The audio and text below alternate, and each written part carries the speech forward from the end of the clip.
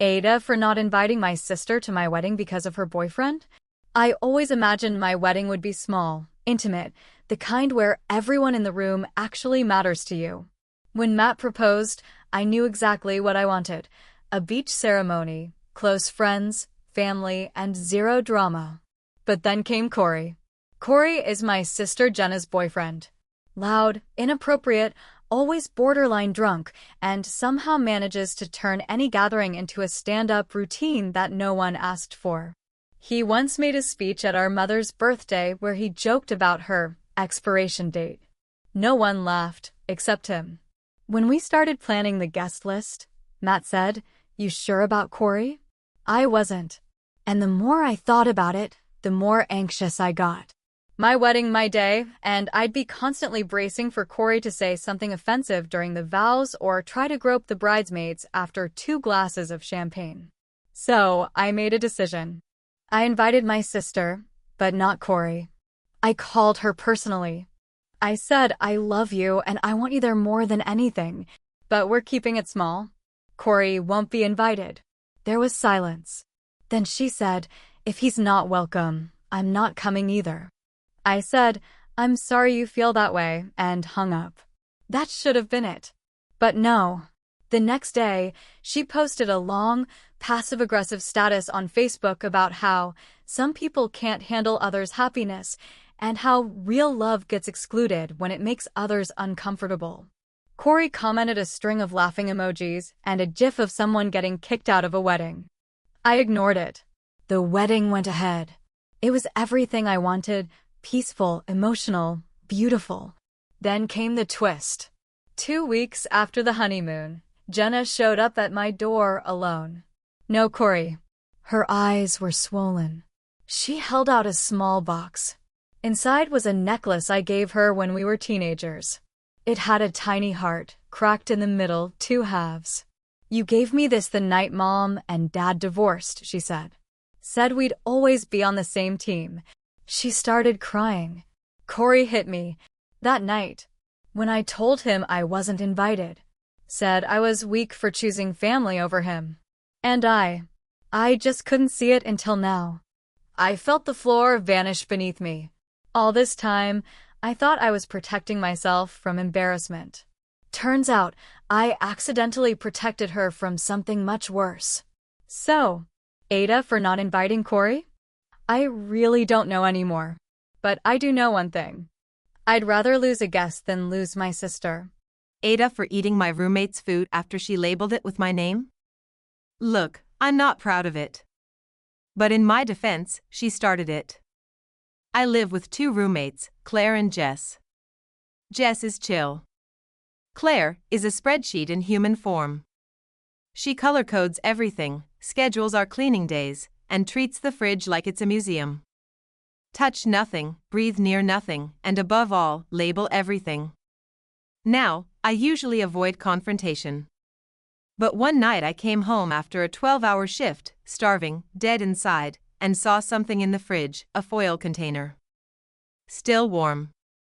It had my name on it, big black letters. I didn't remember putting anything in there, but hey, maybe past me did something nice for future me? I opened it. Lasagna. Homemade. Still steaming. Heavenly. I sat down and devoured the whole thing in 7 minutes flat. 30 minutes later, Claire comes in, opens the fridge, then turns to me like she just caught me setting fire to her plants. "You ate it," she said. "Yeah, it had my name on it. I labeled it with your name because it had mushrooms. You're the only one who eats mushrooms." I didn't want Jess to grab it. I blinked. "You labeled it for me, so I wouldn't eat it?" Claire stared. "It's called reverse labeling. It's a system." Now, pause. "Tell me, who the hell does reverse labeling?" She went full meltdown. Said I was selfish, disrespectful, and that I ruined a dinner she made for someone else. I said if she didn't want me to eat it, maybe don't put my name on it in permanent marker like a lunchbox at summer camp. Jess, being Jess, tried to mediate. Claire moved her leftovers into a separate fridge shelf and put up a passive-aggressive sticky note that said "Not yours" in size 48 font. I let it go. Sort of. Until a week later. I came home to find my favorite snacks, a bag of sour cream chips I'd literally hidden behind the frozen peas, opened. Half gone. No note. No apology. Guess who? Claire. When I asked her, she smiled and said, "Oh, I thought you labeled them with your name so I wouldn't eat them." Reverse labeling, right? We stared at each other in silence. She never touched my food again. So, was I the asshole for eating the lasagna? Maybe. But if I was, then karma showed up with sour cream and justice. AITA for refusing to give up my plane seat to a pregnant woman? It was my first vacation in over 3 years. I had splurged on this flight, paid extra for a window seat in the front row, more legroom, quiet, peace. After months of stress, I was finally doing something for myself. Boarding went smoothly.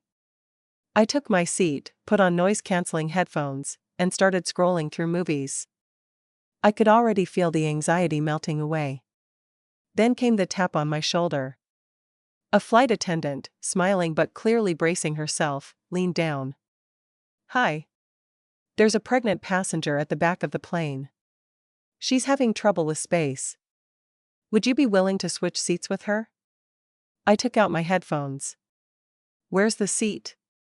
"Row 28, middle seat. Near the bathroom." I blinked. "Wait. You want me to trade this for that?" She gave a little shrug. "She's in her 3rd trimester and said she's very uncomfortable." I looked behind her. The pregnant woman was watching us, hands on her belly, clearly overheated, clearly exhausted. People around her were already glancing at me. Now let me be clear, I'm not heartless. But I paid for this seat. Saved for it. Planned for it. If it were a medical emergency? Sure. But a comfort preference? At my expense? I said, "I'm sorry, but I'd like to stay where I am." The flight attendant paused, nodded politely, and walked back. That should have been the end. Instead, I got 2 hours of passive-aggressive comments from the woman in the row behind me. Some people just don't have empathy anymore. I guess manners are optional these days. Even the guy across the aisle shook his head at me at one point. I stayed quiet. Watched my movie. Ate my snack. Tried not to feel like the villain. When the plane landed, I stood to grab my bag from the overhead. As I pulled it down, I heard a voice behind me, the pregnant woman. She said, "I get it. You paid for your seat. Just try to remember not everyone gets that choice." She sounded more sad than angry. And that hurt worse. I went home feeling awful. Told my boyfriend. He said I did nothing wrong. But the story doesn't end there. A week later, my boss calls me into his office. New client wants me on a project. Guess who walks in as the client rep? The pregnant woman. Now no longer pregnant. And yes, she recognized me. We locked eyes. I smiled nervously. She smirked. Then said, "Don't worry. I didn't give up my seat either." Turns out, she respected me for holding boundaries. Said too many people, especially women, sacrifice their needs out of guilt. And now? We work great together. So, AITA? Maybe on that plane, I looked like one. But maybe, just maybe, standing your ground teaches others to do the same. AITA for not sharing my lottery winnings with my family? It was just a scratch-off ticket. I bought it on a whim at the gas station, behind a guy buying 5 different kinds of vape juice. It cost $5. I nearly threw it away. Until I scratched it and saw the number. $250,000. I checked it 5 times. Scanned it with the app. Took it to the clerk, who nearly passed out when he confirmed it. I didn't scream or jump or post online. I just sat in my car and stared at the steering wheel, thinking, is this real? It was. And I cashed it quietly. Opened a separate account. Took a breath. Then, the questions began. Why are you in such a good mood lately? Hey, did you get a bonus at work? Wait, is that a new phone? It was impossible to hide forever. Eventually, my cousin saw me using a new laptop and just blurted out, "Did you win something?" I laughed. But I didn't say no. 3 days later, my mom called. So, I heard a rumor. She wasn't mad. Not yet. Just curious. I told her. Carefully. She went quiet. Then said, "Well, I assume you'll help out your brother. He's been behind on rent. And then, your aunt could really use a new car. Something safe. And finally, of course you'll put something aside for your cousins. College is expensive." It snowballed from there. Within a week, I had texts from people I hadn't heard from in years. Old classmates. Distant relatives. My ex. One message literally read, "Hey, you probably don't remember me, but we sat next to each other in 9th grade Spanish. Could you help me with a down payment?" I froze. Then I made a decision. I wasn't giving anyone anything. Not yet. Not unless I wanted to. Not because they asked. When I told my family that I wasn't sharing the winnings, at least not right away, the reaction was brutal. "You're selfish. You got lucky, and now you think you're above us. Money changes people." I said, "No. Money reveals people." What they didn't know is that I'd already paid off my mom's mortgage anonymously. I sent a check to my brother's landlord, again, anonymously. I even donated to my cousin's GoFundMe from a burner email. But I wanted to see who would treat me like family, and who would treat me like an ATM. Turns out, it's easier to spot the difference when you stay quiet. So, AITA for not sharing my winnings? Maybe. But I believe generosity loses its meaning when it's demanded. And you know what? Being the villain in their story bought me peace. AITA for kicking my friend out after she brought her dog without asking? I love dogs. I really do. But I also love breathing. I have severe dog allergies. Not the, "oh no, I'll sneeze once or twice" kind, the "eyes swell shut, chest tightens, trip possible" kind. My closest friends know this. I talk about it. I carry antihistamines in my purse. It's not a secret. So when my college friend Emma said she'd be in town for the weekend, I was thrilled. We hadn't seen each other in years. I offered her my guest room, cleaned the apartment, even stocked the fridge with her favorite wine. What I didn't expect was the barking. I opened the door, excited to hug her, and there she was, smiling, holding a leash.